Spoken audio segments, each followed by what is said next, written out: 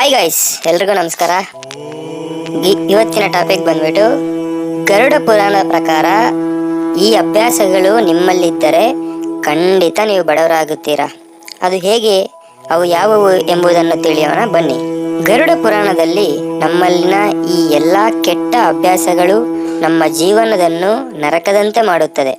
ಲಕ್ಷ್ಮೀದೇವಿಯ ಆಶೀರ್ವಾದ ನಮ್ಮ ಮೇಲೆ ಇರದಂತೆ ಮಾಡುತ್ತದೆ. ಗರುಡ ಪುರಾಣದ ಪ್ರಕಾರ ನಮ್ಮಲ್ಲಿನ ಈ ಕೆಟ್ಟ ಅಭ್ಯಾಸಗಳು ನಮ್ಮನ್ನು ದಾರಿದ್ರ್ಯವಂತರನ್ನಾಗಿ ಬಡವರನ್ನಾಗಿ ಮಾಡಬಹುದು. ಹಿಂದೂ ಧರ್ಮದಲ್ಲಿನ ಸಂಪ್ರದಾಯದ ಪ್ರಕಾರ ಯಾವುದೇ ಒಂದು ಕುಟುಂಬದಲ್ಲಿ ಒಬ್ಬ ವ್ಯಕ್ತಿ ಮರಣ ಹೊಂದಿದರೆ 13 ದಿನಗಳ ಕಾಲ ಆ ಮನೆಯಲ್ಲಿ ಗರುಡ ಪುರಾಣವನ್ನು ಪಠಿಸಲಾಗುತ್ತದೆ. ಈ 13 ದಿನಗಳಲ್ಲಿ ಗರುಡ ಪುರಾಣವನ್ನು ಪಠಿಸುವುದರಿಂದ ಆತ್ಮವು ಎಲ್ಲ ರೀತಿಯ ಅಡೆತಡೆಗಳಿಂದ ಮುಕ್ತಿಯನ್ನು ಪಡೆದುಕೊಳ್ಳುತ್ತದೆ. ಆತ್ಮವು ಸುಗಮವಾಗಿ ತನ್ನ ಅಂತ್ಯವನ್ನು ಪಡೆದುಕೊಳ್ಳುತ್ತದೆ. ಗರುಡ ಪುರಾಣವನ್ನು ಮರಣ ಸಮಯದಲ್ಲಿ ಮಾತ್ರವಲ್ಲ, ಪ್ರತಿನಿತ್ಯವೂ ಅದನ್ನು ಪಠಿಸುವ ಮೂಲಕ ಅದರಲ್ಲಿನ ಸಾರವನ್ನು ಅರ್ಥ ಮಾಡಿಕೊಂಡು ಜೀವನದಲ್ಲಿ ಅಳವಡಿಸಿಕೊಂಡರೆ ಪ್ರಗತಿಯನ್ನು ಸಾಧಿಸಬಹುದಾಗಿದೆ. ನಮ್ಮ ಈ 5 ಅಭ್ಯಾಸಗಳು ನಮ್ಮನ್ನು ಬಡವರನ್ನಾಗಿ ಮಾಡುತ್ತದೆ ಎಂದು ಗರುಡ ಪುರಾಣದಲ್ಲಿ ಹೇಳಲಾಗಿದೆ. ಯಾವುದು ಆ 5 ಅಭ್ಯಾಸಗಳೆಂದು ಈಗ ತಿಳಿಯೋಣ ಬನ್ನಿ.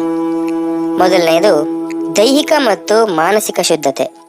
ಗರುಡ ಪುರಾಣದಲ್ಲಿ ಉಲ್ಲೇಖಿಸಿರುವ ಪ್ರಕಾರ ಪ್ರತಿದಿನ ಸ್ನಾನ ಮಾಡದೆ ಸ್ವಚ್ಛವಾಗಿರದವರ ಜೊತೆ ಲಕ್ಷ್ಮೀದೇವಿ ಯಾವುದೇ ಕಾರಣಕ್ಕೂ ನೆಲೆಸಿರುವುದಿಲ್ಲ ಎನ್ನಲಾಗಿದೆ. ಅಂತಹ ಜನರು ಬಯಸಿದರೂ ಸಹ ಯಶಸ್ಸನ್ನು ಸಾಧಿಸಲಾಗುವುದಿಲ್ಲ.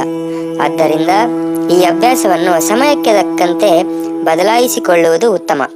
ಗರುಡ ಪುರಾಣದ ಪ್ರಕಾರ ಪ್ರತಿದಿನ ಬೆಳಿಗ್ಗೆ ಸ್ನಾನ ಮಾಡಿ ಸ್ವಚ್ಛವಾದ ಬಟ್ಟೆಗಳನ್ನು ಧರಿಸಿ ಮತ್ತು ದೇವರನ್ನು ಧ್ಯಾನಿಸಬೇಕು. ಎರಡನೇ ಅಭ್ಯಾಸ ಚಾಡಿ ಹೇಳುವ ಅಭ್ಯಾಸ.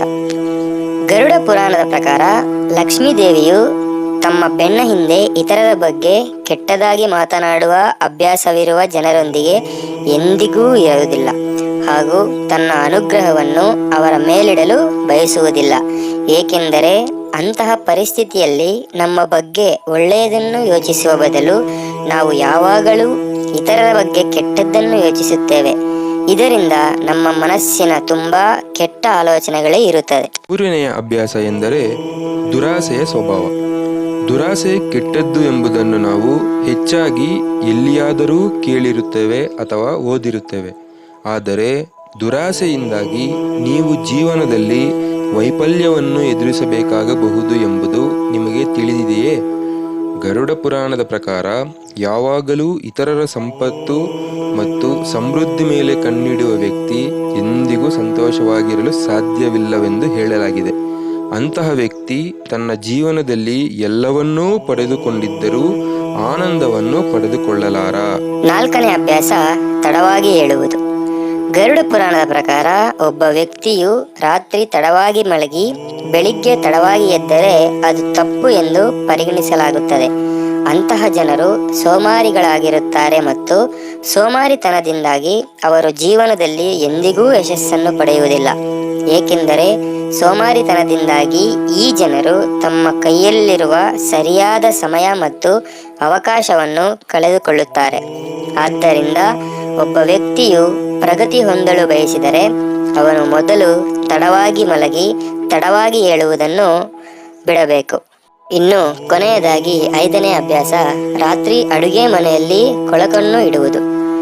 ಮನೆಯ ಹಿರಿಯರು ಮಲಗುವ ಮುನ್ನ ಅಡುಗೆ ಮನೆಯನ್ನು ಸ್ವಚ್ಛಗೊಳಿಸುವಂತೆ ನಮಗೆ ಸಲಹೆ ನೀಡಿರುತ್ತಾರೆ. ಆದರೆ ನಂತರ ಕಾರ್ಯನಿರತತೆ ಅಥವಾ ಸೋಮಾರಿತನದಿಂದಾಗಿ ಅನೇಕ ಜನರು ರಾತ್ರಿಯಲ್ಲಿ ಅಡುಗೆ ಮನೆಯಲ್ಲಿ ಕೊಳಕು ಪಾತ್ರೆಗಳನ್ನು ಹಾಗೆ ಬಿಟ್ಟು ಮಲಗುತ್ತಾರೆ. ಗರುಡ ಪುರಾಣದ ಪ್ರಕಾರ ನಮ್ಮಲ್ಲಿನ ಈ ಕೆಟ್ಟ ಅಭ್ಯಾಸವು ಲಕ್ಷ್ಮೀದೇವಿಯನ್ನು ನಮ್ಮ ಮನೆಯಿಂದ ಹೊರಗೆ ಉಳಿಯುವಂತೆ ಮಾಡುತ್ತದೆ. ಏಕೆಂದರೆ ಇದರಿಂದ ಲಕ್ಷ್ಮೀದೇವಿಯು ಕೋಪಗೊಂಡು ಅಂತಹ ಮನೆಯಲ್ಲಿ ಉಳಿಯುವುದಿಲ್ಲ. ಆದ್ದರಿಂದ ರಾತ್ರಿಯಲ್ಲಿ ಅಡುಗೆ ಮನೆಯನ್ನು ಸ್ವಚ್ಛಗೊಳಿಸಿ ಮಲಗುವ ಅಭ್ಯಾಸವನ್ನು ರೂಢಿಸಿಕೊಳ್ಳಿ. ನೋಡಿ, ಈ 5 ಅಭ್ಯಾಸಗಳನ್ನು ನೀವು ಬದಲಾವಣೆ ಮಾಡಿಕೊಂಡಿದ್ದೇ ಆದಲ್ಲಿ ನಿಮ್ಮ ಲೈಫ್ನಲ್ಲಿಯೂ ಕೂಡ ಯಶಸ್ಸು ಖಂಡಿತ ಸಿಗುತ್ತದೆ. ಇನ್ನು ಯಾರು ಈ 5 ಅಭ್ಯಾಸಗಳಲ್ಲಿ ಯಾವುದರಲ್ಲಾದರೂ ಒಂದರಲ್ಲಾದರೂ ಇದ್ದೇ ಇರುತ್ತೇವೆ. ಸೊ ಅದನ್ನು ನಾವು ಬದಲಿಸಿಕೊಂಡರೆ ಖಂಡಿತವಾಗಿಯೂ ನಮ್ಮ ಲೈಫಿನಲ್ಲಿ, ನಮ್ಮ ಜೀವನದಲ್ಲಿ ಯಶಸ್ಸನ್ನು ನೋಡಲು ಸಾಧ್ಯವಾಗುತ್ತದೆ. ನಾವು ಸೋಮಾರಿತನದಿಂದ ಅದೃಷ್ಟ ನಮ್ಮನ್ನು ವರಿಸುತ್ತದೆ ಅಂತ ನಾವು ನಂಬಿಕೊಂಡು ಕಷ್ಟಪಟ್ಟು ಕೆಲಸ ಮಾಡದೆ ಸೋಮಾರಿಗಳ ಥರ ಅದೇ ರೀತಿ ಇದ್ದರೆ ಖಂಡಿತ ನಾವು ಲೈಫಲ್ಲಿ ಸಕ್ಸಸ್ ಆಗಲು ಸಾಧ್ಯ ಇಲ್ಲ. ಕಷ್ಟಪಟ್ಟು ಈ 5 ಅಭ್ಯಾಸಗಳಲ್ಲಿ 5 ಅಭ್ಯಾಸಗಳು ನೀವು ಬದಲಾವಣೆ ಮಾಡಿಕೊಂಡಿದ್ದೇ ಆದಲ್ಲಿ ಖಂಡಿತ ನಮ್ಮ ಲೈಫ್ನಲ್ಲೂ ಕೂಡ ನಿಮ್ಮ ಲೈಫ್ನಲ್ಲೂ ಕೂಡ ಯಶಸ್ಸು ಬರಲು ಸಾಧ್ಯವಾಗುತ್ತದೆ. ಓಕೆ, ಯಾರಿಗೆಲ್ಲ ಈ ಇನ್ಫಾರ್ಮೇಷನ್ ಇಷ್ಟ ಆಯಿತೋ ಇದರ ಬಗ್ಗೆ ನಿಮ್ಮ ಅನಿಸಿಕೆಯನ್ನು ಕಮೆಂಟ್ ಮಾಡಿ. ಖಂಡಿತವಾಗ್ಲೂ ಇನ್ನೂ ಯಾರು ಚಾನಲ್ನ ಸಬ್ಸ್ಕ್ರೈಬ್ ಮಾಡಿಲ್ಲ ಸಬ್ಸ್ಕ್ರೈಬ್ ಮಾಡಿ.